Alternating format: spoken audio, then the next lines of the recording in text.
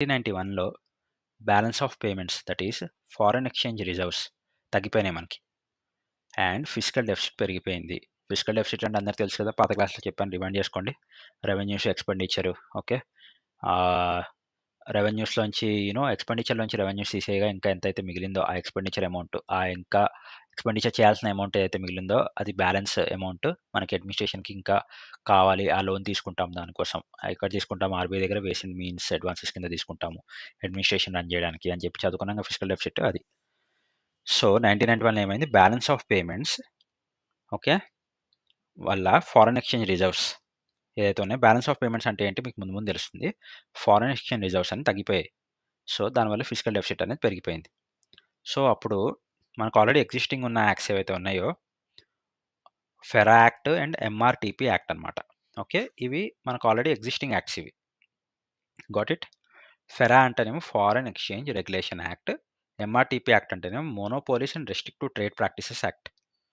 Monopoly and restrictive trade practices act. Okay. మీకు define చేయమంటే define చేస్తాను. ఫారెన్ ఎక్స్‌చేంజ్ రెగ్యులేషన్ యాక్ట్ అంటే foreign exchange regulate చేస్తుందనమాట. Foreign exchange regulate చేస్తుంది. Okay. Foreign exchange regulation అంటే ఏంటి అనేది మళ్ళీ నెక్స్ట్ టాపిక్‌లో చెప్తాను. నేను ఇప్పుడు చెప్పి మీకు కాంప్లికేట్ చేయడం నాకు ఇష్టం లేదు. మీకు కొంచెం కాంప్లికేటెడ్ టాపిక్.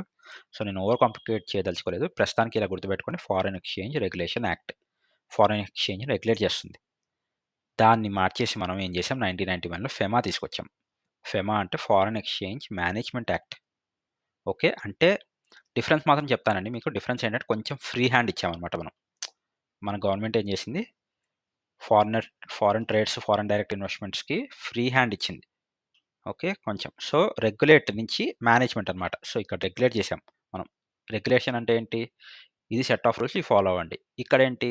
మేనేజ్మెంట్ చేసాం. మేనేజ్ అంటే ఇవి రూల్స్ మీకు కొంచెం ఇలా ఇలా అయినా మనం కొంచెం అడ్జస్ట్ చేసుకోవచ్చు. చేంజెస్ చేద్దాము అని చెప్పి చేసుకున్నాం. సో, ఫెరా యాక్ట్ కాస్త ఏమైంది? ఫెమా యాక్ట్ అయింది.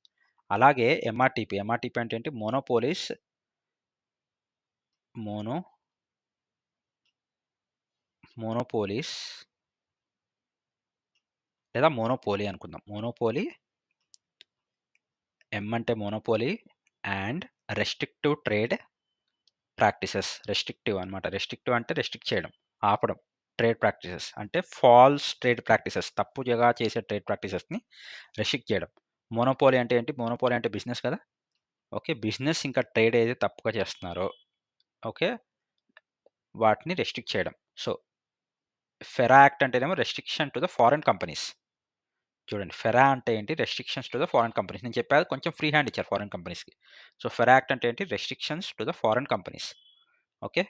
ఎంఆర్‌టీపీ అంటే మోనోపోలీస్ అండ్ రెస్ట్రిక్టివ్ ట్రేడ్.